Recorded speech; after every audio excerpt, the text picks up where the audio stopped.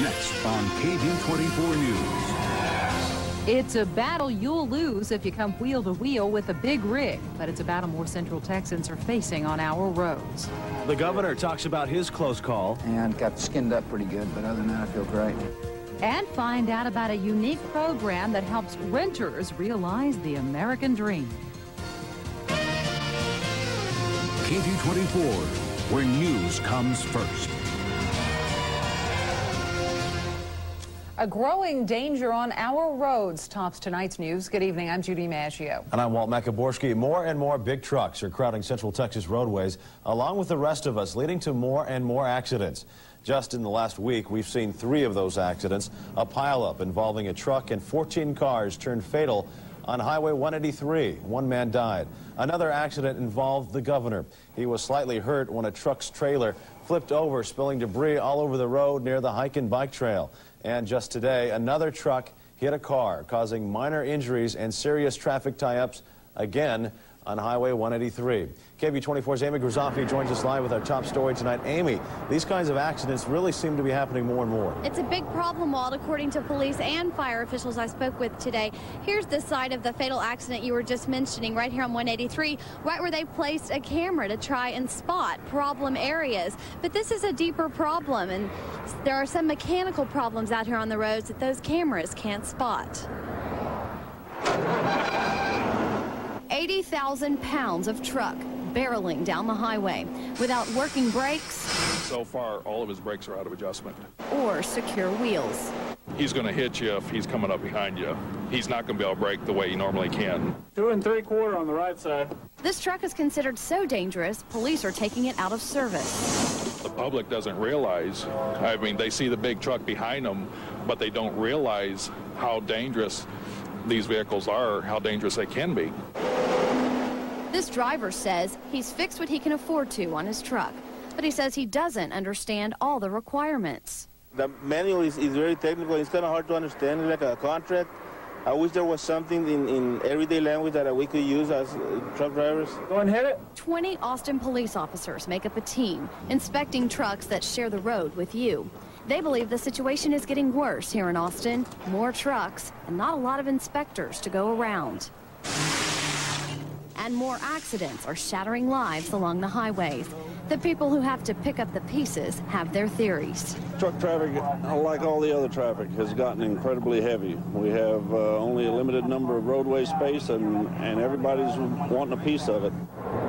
And to make matters worse, the team of inspectors have recently been given more duties in addition to their inspections. So as more trucks pull into Austin, these inspectors have less time to pull those trucks over and give them an inspection. Walt? Amy, any new developments involving the accident and the governor? Police determined that the brakes were ineffective, and they also decided that the truck was hauling too much weight. They cited the driver for both of those violations. Well, okay, thanks, Amy. And Governor Bush did not let yesterday's accident on the hike and bike trail keep him off the campaign trail. He certainly did in the race for the White House, led the governor to New Hampshire. Bush was up early this morning pouring coffee for customers at a diner in Gorham. He was also giving curious reporters up there the scoop on his close call. He had a word for me, avoid trucks. What happened? Well, I was running along the side of the road in Austin. I heard a noise. I looked back over my shoulder and saw a dump truck with a trailer start to tip over, and in it was a bunch of concrete and rubble from a construction site. Yeah. Fortunately, I was by a bridge. I dove behind the bridge and got skinned up pretty good. The governor also gave a speech on education, saying it's time to bring more discipline to public schools. Bush said teachers fear lawsuits, and that's leaving adults in authority but not really in control of the schools. Still about an hour left until the polls close. Voters making decisions about your taxes, your schools, and your governor. But most people don't seem too interested in these issues. KVUE 24's Joel Thomas is in North Austin now. Tell us what's going on at the poll there. Well, not much, unfortunately. Come on, take a look inside here at the polling. You'll probably see what these polling people have been seeing all day, a slow but steady turnout, but not a whole lot of people coming out, just over 200 as of just a few minutes ago. Unfortunately, this is what a lot of polling places here in Travis County are reporting. Only 2.25% voter turnout reported earlier today in Travis County, about 7% statewide. Of course, there are some hopes that things will pick up, but right now, even with a possible tax increase for ACC on the ballot, voters just don't seem inspired by this election. Judy? Sometimes the polls pick up when folks get off work. Have you noticed a difference since you've been there for the last 15 minutes or so? There's been a steady stream of folks, actually in the last hour or so, but we're told by the voting judges inside, the polling judges, that that's probably more in response to our live remote at 5 o'clock than anything else. They say this has been just about the same pace they've had all afternoon long. Judy? Very good, Joel. And you can watch your vote count tonight right here on KVUE 24 News at 10. We will bring you all of the results as they come in. A South Texas animal shelter is overwhelmed after dozens of dogs are brought to the pound in just one day. The dogs were seized from 2 different homes in Schertz in Guadalupe County. Animal control officers found 24 dogs after a neighbor complained about their barking. Many of the dogs appeared to be starving, and some did not survive the trip to the shelter. At another home, 17 dogs were seized after officers found them caged inside. The sheriff's office says both homeowners face animal cruelty charges. Accusations of abuse by jail guards forced the state to take over a troubled jail in East Travis County. Now, the new jail officers moving here can't afford the high cost of housing in Austin. The state is stepping in to take over the Travis County Community Justice Center. It was run by the Wackenhut Corporation.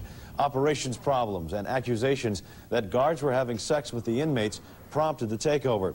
But the new jail officers are facing an affordable housing dilemma. Right now, many of them are living at Camp Swift. It's a National Guard training site just south of Elgin, about 30 miles from Austin. This is temporary housing until the officers can find an affordable place to live. Considering the jail guards make about $2,000 a month, it's tough to find housing in Austin. The correctional officers are looking for housing. They're looking for apartments, mobile homes, anything that they can find. The ones that are single are having better luck than the ones with families.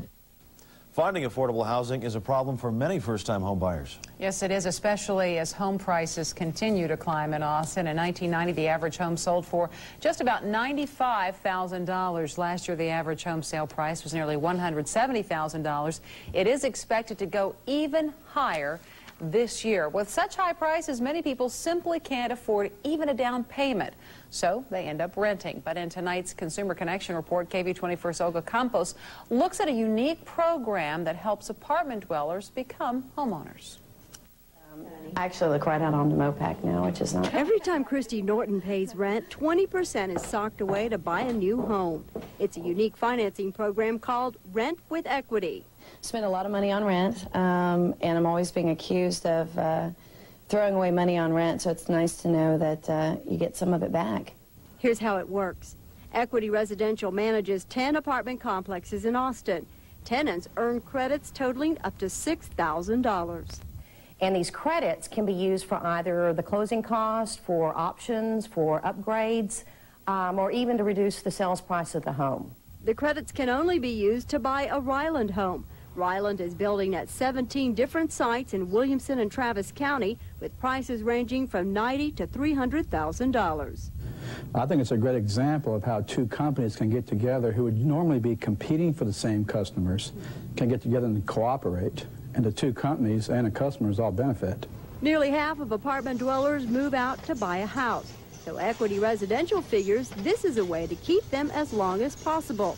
That's what Christy Norton is planning to do as she goes from being a tenant to homeowner.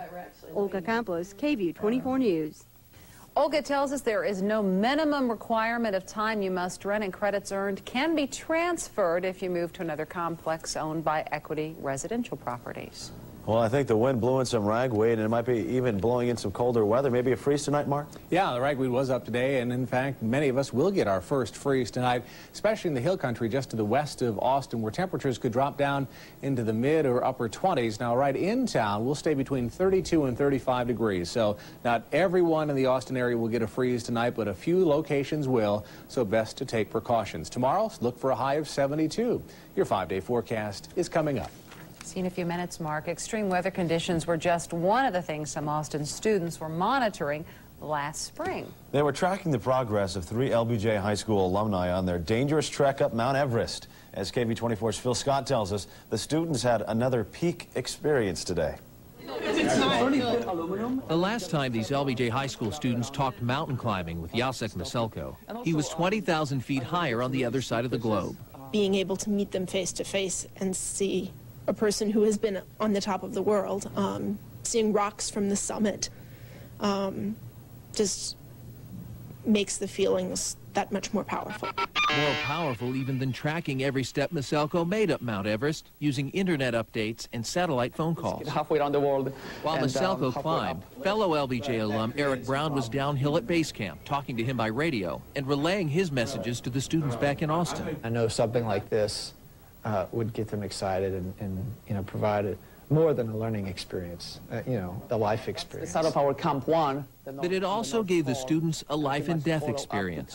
On May 18th, Maselko reached the Everest summit. We knew that there was still danger coming back down. They weren't out of the woods yet by any means. Shortly after Maselko began his descent, 2 climbers slipped and fell to their deaths. Maselko himself ran out of oxygen and his senses began to dull.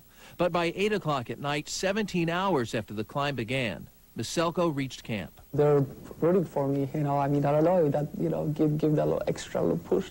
While the students know they're not ready to attempt to scale the world's highest peak, in May they say technology and some caring alumni took them higher than they thought they'd ever go. Phil Scott, KVUE 24 News. More and more students are able to explore the globe by surfing the World Wide Web.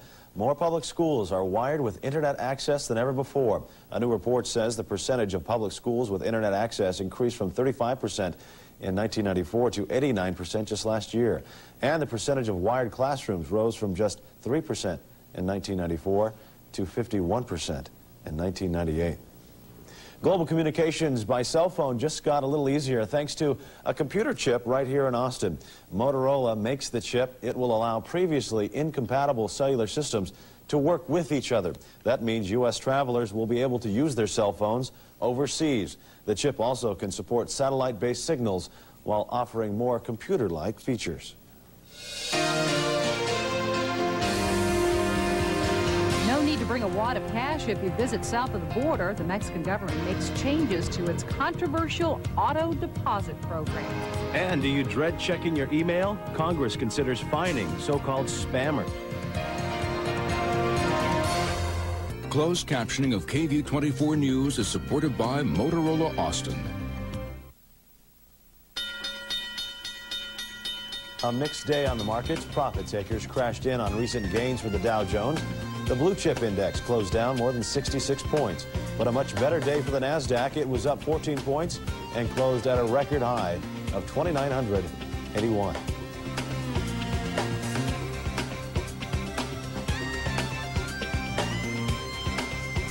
A former Longhorn football star agrees to jail time for bilking investors out of millions of dollars. Russell Erkslavin will plead guilty to securities and mail fraud conspiracy charges in exchange for a recommended 7-year prison sentence and paying $17 million in restitution. This deal still needs a judge's approval. Erkslavin headed Austin Forex International, which invested in foreign currency markets. The star Longhorn Kickers business is now in receivership. The Mexican government is delaying plans to charge a deposit for cars crossing the border. Those deposits are designed to cut down on the illegally imported cars. The program was to have begun yesterday, but was postponed until December 1st due to a barrage of complaints. The refundable deposits range from $400 to $800, depending on the age of the car. Originally, only cash would have been accepted, but now credit cards also can be used. If you have a computer, then you know about spam. That's the millions upon millions of unwanted email messages Americans receive every day.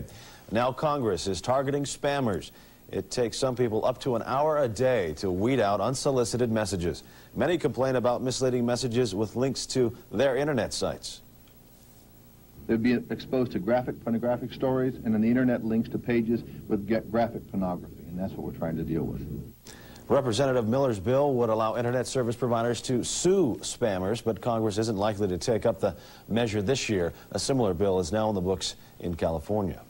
Lots of wind today. How cold is it going to get tonight? Well, I think many of us could get the first freeze of the season. We're going to be right on the borderline here in Austin. So prepare for a possible light freeze. A freeze warning is out. Your forecast is next. Most accurate, most qualified. KVUE 24 Pinpoint Weather.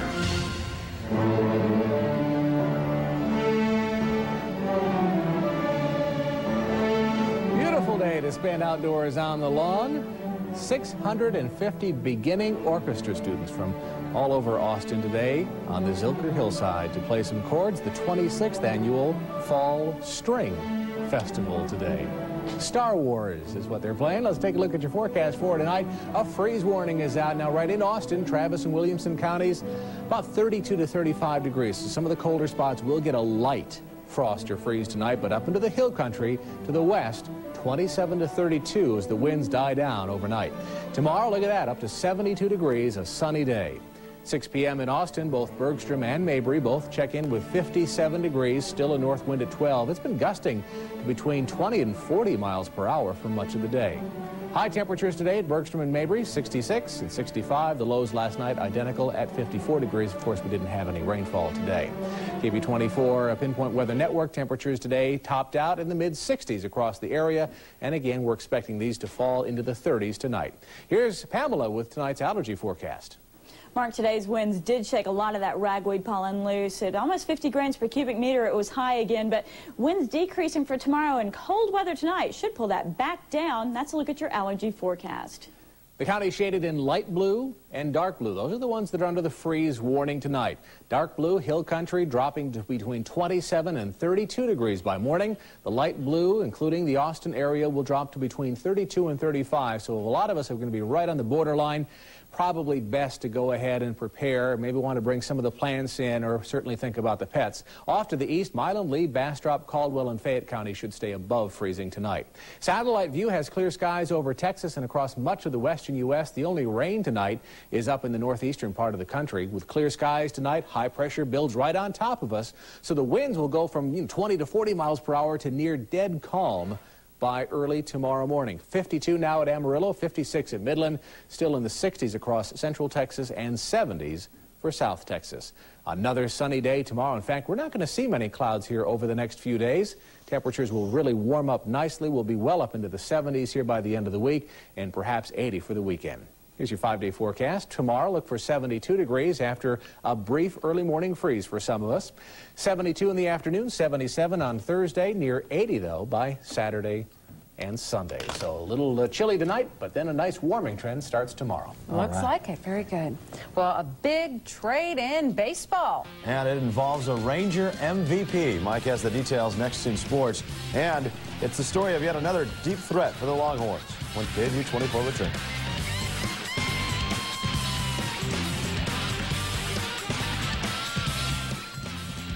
The hits, the horns, the highlights. KVUE 24 Sports.